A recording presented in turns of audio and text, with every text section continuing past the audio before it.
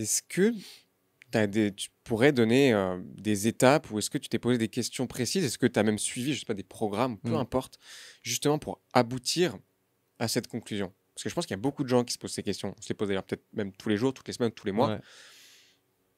Tu commences par où? Parce que ces valeurs en fait qui sont fortes, avant de les trouver, c'est des esquisses, tu vois, c'est un peu brouillon. Et puis peu à peu, tu dis, ah, mais en fait, souvent c'est face à de l'adversité d'ailleurs, Mm. bam, tu te le prends en pleine Mm. tête, Mm. tu dis, ah non, mais en fait, moi je suis pas ça, c'est ça. Alors, moi, je crois qu'il y a trois étapes en fait pour s'engager vers du changement et initier un grand changement ou se réaligner avec ses valeurs. Euh, et ben après, on peut voir peut-être des outils plus techniques qui m'ont aidé à l'époque. Mm. Moi, je crois qu'il y a en fait ces trois phases, c'est l'inspiration, l'introspection et le passage à l'action. En gros, l'inspiration, c'est s'inspirer, c'est-à-dire regarder, écouter des gens qui ont des parcours différents et qui nous inspirent. Et en fait, se dire, putain, ces mecs-là, ils m'inspirent, c'est à ces gars-là que je veux ressembler. Et donc, j'ai envie de passer à l'action. Tu vois, moi, à l'époque, par exemple, un type comme Sébastien Kopp, le fondateur de Veja, c'était un mec vraiment qui m'inspirait beaucoup. Je suis allé jusqu'à le rencontrer. On a pas mal papoté. Et en fait, je me suis dit, putain, mais j'adore ce mec, j'adore ce qu'il fait. J'adore l'aventure et le projet qu'ils ont créé. Donc ça, c'est l'inspiration. C'est comment on se nourrit d'initiatives et de choses qu'on aime bien. Et très souvent, les gens, ils font que cette partie d'inspiration. La deuxième partie, qui est la plus difficile, c'est l'introspection. Comment tout ce que je viens de voir et tout ce que je viens d'écouter est lié à ce que je suis.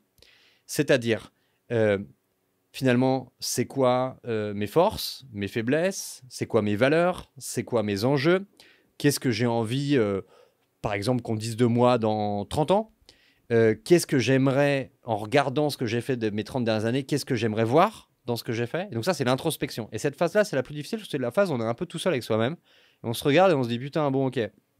Bah, Sébastien Kopp, c'est absolument génial ce qu'il a fait, pour parler d'un entrepreneur et plutôt business. Euh, euh, mais alors, en quoi moi, je ne peux pas faire la même chose? Il a trouvé son parcours, comment je vais trouver le mien? Et donc, l'introspection, et là, il y a pas mal d'outils là-dessus, et tu sais, on parle souvent de bilan de compétences ou de choses comme Mhm. ça. Il y a des bouquins intéressants. Alors, je n'ai pas des bouquins précis en tête, mais c'est juste à un moment donné de se prendre un peu de temps chaque semaine et de se dire en quoi ce qui m'inspire. Et en fait, ce qui m'inspire, c'est quoi? Ce qui m'inspire, c'est ce qui me file de l'énergie. Tu sais, parfois, tu écoutes un podcast, tu vois une vidéo, tu vois un film, etc. Il y a un truc qui te fout une patate, qui te chatouille. Tu te dis putain, mais c'est ça que je veux faire. Tu fais un dîner avec des potes, tu rencontres une personne dans un bar et tu te dis putain, j'adore ce gars, j'adore cette rencontre.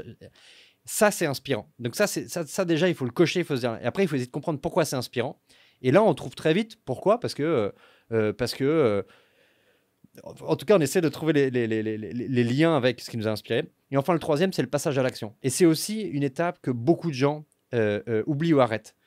On est inspiré, on a envie de changer, je sais pas, de monter une asso, de monter une boîte, de devenir intrapreneur, de lancer un collectif, de lancer un podcast, une chaîne YouTube, etc. Mais en tout cas, de faire des choses de ses mains et soi-même.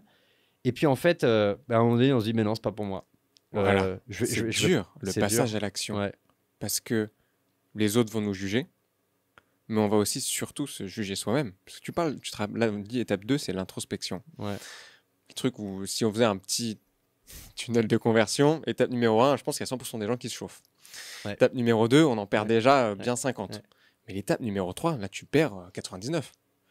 Parce que je pense qu'il y a ce moment où quand tu as mis sur la table qui tu es, tes valeurs, etc., ben après il faut décider de qui tu n'es plus. C'est ça, je pense aussi le sujet. C'est qu'il faut décider qu'il y a des valeurs qui sont pas bonnes, qui ont pu t'attirer, Ouais. mais que c'est pas. En fait, si tu continues à prendre cette direction, c'est antinomique, ça ne peut pas aller avec l'autre direction. Tu peux pas continuer à. Je vais prendre un exemple complètement au hasard.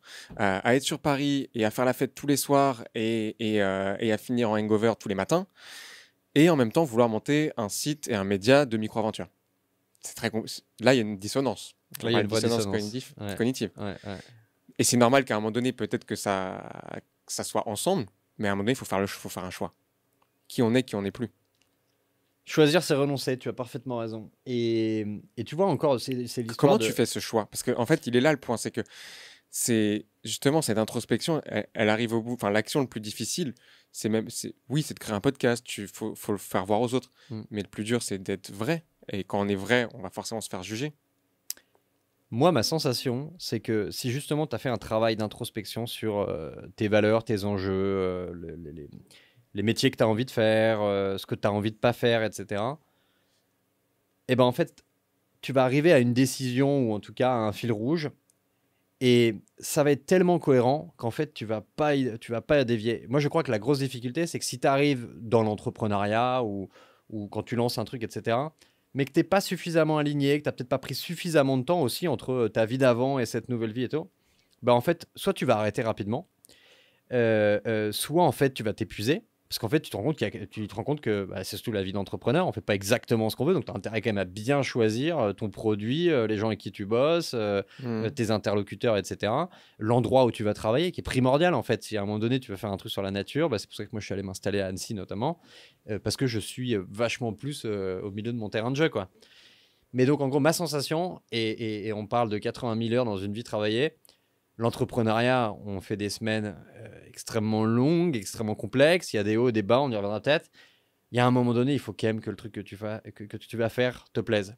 Et donc, moi, ma sensation, c'est que il faut plutôt passer vachement de temps à faire de l'introspection. Le travail d'inspiration, en fait, on le fait continuellement. C'est comment dans nos vies, etc. On s'inspire, on se cultive, etc. Mais l'introspection, il faut que ça dure un peu. Il faut que ça dure un peu, il faut l'éprouver, etc. Il faut se retrouver un peu seul, il faut aller marcher seul, il faut...